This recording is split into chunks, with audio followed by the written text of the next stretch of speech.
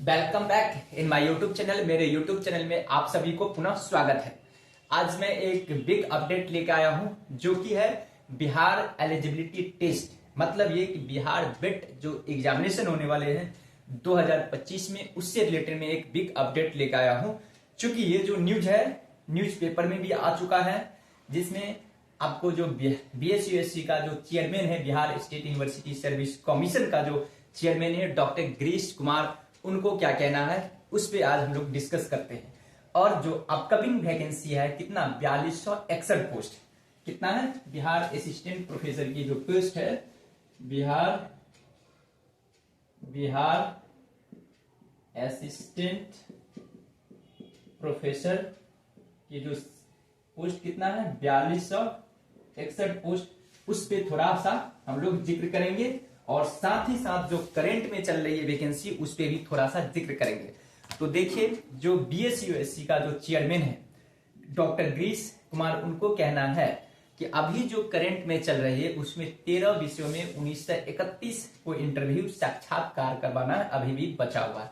कितना, यानी कि टोटल सब्जेक्ट जो है सब्जेक्ट 13 सब्जेक्ट में कितना अभी भी 1961 का इंटरव्यू करवाना बाकी है। कुछ का इंटरव्यू में, जैसे हिस्ट्री का, उन्होंने अनाउंस भी कर दिया है। इसका फरवरी माह तक जो 24 तक है इंटरव्यू कंप्लीट हो जाएगी, ठीक ना। तो 316 सीट है, तो 1961 में 316 रिड्यूस हो जाएगी, तो नॉर्मली 1650 और बचेगा।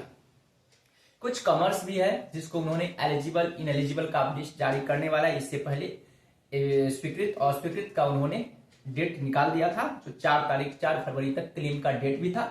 तो नॉर्मली यानी कि उसमें से 100 और रिड्यूस कर दो। अभी तो इंटरव्यू उसकी हुई है, लेकिन उसको 100 और, चूंकि स्क्रूटनी वगैरह सारा चीज तो उसका हो ही गया है। तो मोटे तौर पे आयोग के अभी भी 15 से ऐसे अभ्यर्थी है जिनका इंटरव्यू लेना है, और इसका 3 गुना यानी कि 5000 6000 को उनको इंटरव्यू लेना बाकी है। तो उनका ये कहना है कि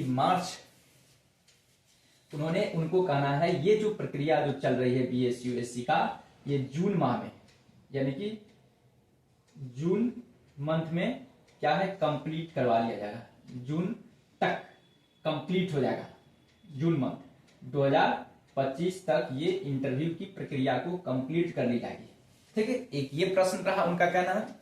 और साथ ही साथ उन्होंने जो अपकमिंग बिहार असिस्टेंट प्रोफेसर की जो वैकेंसी है, जो आने वाली बिहार में जो बिट होने वाले बिहार एलिजिबिलिटी टेस्ट, उसके बारे में उन्होंने बोले हैं कि मैंने यूनिवर्सिटी से रिक्विजिशन मांगा है। रिक्विजिशन उन्होंने मांगा है, रिक्विजिशन सभी विश्वविद्यालय से, ठीक ना। जो 31 मार्च यानी कि 31 मार्च 2025 तक सभी को, यानी कि जो रिक्विजिशन की जो संख्याएं हैं उसको सेंड कर देना है बीएसयू आयोग के पास, ठीक ना।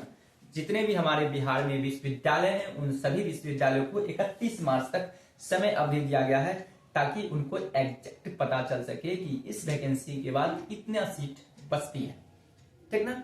तो ये रिक्विजिशन है 31 मार्च तक तो कंसीडर भी कर लेनी है, ठीक ना, उनका ये कहना है। और उसके बाद, ठीक ना, उसके बाद आपको ये अपकमिंग जो वैकेंसी है वो निकाला जाएगा बिफोर इलेक्शन से। उनको कहना है बिफोर जो इलेक्शन होगा, इलेक्शन चुनाव से पहले, इलेक्शन बिफोर इलेक्शन अपकमिंग जो वैकेंसी है, अपकमिंग वैकेंसी आउट हो जाएगी, और मतलब अनाउंस कर दी जाएगी। मैंने शॉर्टकट में लिखा हूं, ये वैकेंसी आउट कर दिया जाएगा, अपकमिंग वैकेंसी बिफोर इलेक्शन जो चुनाव होने वाला है। जैसा कि आप सभी को जानकारी होगा, बिहार में बिहार विधानसभा का चुनाव होने वाला है, मुख्यमंत्री का चुनाव होने वाले हैं। तो इस चीज को मद्देनजर रखते हुए आयोग का भी थोड़ा जल्दीबाजी है कि जल्दी ये प्रक्रियाएं को कंप्लीट कर दिया जाए, और जो विद्यार्थीगण है, जो अप्लीकेंट है, जो एस्पिरेंट है, जो भी नेट क्वालिफाइड वगैरह है, पीएचडी कंप्लीट कर रखे हैं, जिनका वेटिंग है, वो उनको जल्दी से जल्दी सिलेक्शन कर लिया जाएगा, ठीक है। अब रहा बात बेट की बात, तो ये रिक्तियां की बात, ये सब प्रोसेस करने के बाद बेट का जो एग्जाम होगा बिहार एलिजिबिलिटी टेस्ट का, इसमें ओनली एलिजिबिलिटी रखा गया पीजी पास आउट, मतलब ये ऐसा अभ्यर्थी को दिया है जो न ही नेट क्वालिफाइड है, न ही जेआरएफ क्वालिफाइड है, ठीक है, और न ही वो पीएचडी कर रखे हैं। वैसे अभ्यर्थी क्या करेंगे, अपियर होंगे किसमें, बेट एग्जामिनेशन में। बेट यानी कि बिहार बेट एग्जाम में वो अपियर होंगे और इसका गोल्डन अपॉर्चुनिटी का वो फायदा उठाएंगे, ठीक ना। तो बिहार में मैं कह सकता हूं कि कई वर्षों के बाद बेट एग्जामिनेशन कंडक्ट करवा रही है गवर्नमेंट, इसलिए जो भी अप्लीकेंट है और खास तौर पे वैसा जो कई ऐसे अभ्यर्थी हैं हमारे बिहार में जो पीएचडी तो कर रखे हैं लेकिन नेट जेआरएफ क्वालिफाइड नहीं है, वो भी बेट में कोई एग्जाम देंगे और अपना एपीआई को बूम करेंगे, अपना एपीआई को बढ़ाएंगे, क्योंकि जो वैकेंसी होती है उसमें बेट का अपना वेटेज होती है, नेट का एक अपना वेटेज होती है, जेआरएफ का अपना वेटेज होती है।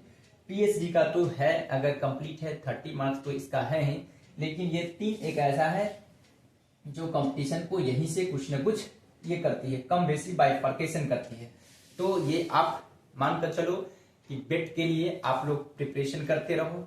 और मैं ये भी बात कहना चाहूंगा कि मैं अपने YouTube के माध्यम से बिहार में जो बेट एग्जामिनेशन होने वाली है उसका एमसीक्यू क्वेश्चन भी अपलोड करता हूँ, साथ ही साथ मैं सब्जेक्टिव क्वेश्चन भी अपने लाइव मतलब जो मैं खुद से फिजिकली आकर के पढ़ाता हूँ, तो इसलिए आप लोग तैयारी करेंगे।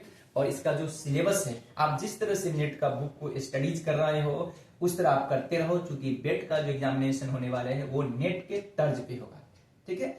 आई होप मेरी बात तो आप लोग को समझ में आ रहा है, इसलिए आप सभी तैयारी में रहेंगे, अपना अपना पेपर कंप्लीट करके रखेंगे। जिनको जो पब्लिकेशन नहीं है वो पब्लिकेशन भी करवा लेंगे, क्योंकि पब्लिकेशन का भी एक अपनी वेटेज होती है। कहीं से अपने ओर से कोई कसर में कमी नहीं कीजिए, और जो होने का है तो फिर तो वो होगा ही, लेकिन अपने ओर से किसी प्रकार की कोई पेपर में कमी नहीं होनी चाहिए। आपको जहां तक संभव है आपका जो प्रयास है अपने एपीआई को जितना ज्यादा से ज्यादा बूस्ट कर सकते हो उतना मेहनत करके आप अपने ये एपीआई स्कोर को बूस्ट करने में लग जाइए, ठीक ना। क्योंकि ये आप श्योर मानेंगे कि 2025 में जो विधानसभा का चुनाव है उससे पहले ये वैकेंसी आने वाला है, ठीक है। और ये बहुत बड़ी अपॉर्चुनिटी है, ऐसा मौका जल्दी नहीं आती है। बहुत पहले 2000 से पहले ही बिहार में एक बार बेट का एग्जामिनेशन हुई थी, उसके बाद अभी तक बिहार में ऐसा कभी मौका नहीं आई है। तो ये बहुत बड़ी अपॉर्चुनिटी है, खासकर वैसे अभ्यर्थियों को जो न ही नेट क्वालिफाइड है न ही जेआरएफ है, उनके लिए एक बहुत बड़ा गोल्डन अपॉर्चुनिटी आया है। और इस गोल्डन अपॉर्चुनिटी का अवसर आप नहीं खोइए, तो आपके लिए बेनिफिट होगा। Okay, bye bye, have a nice day.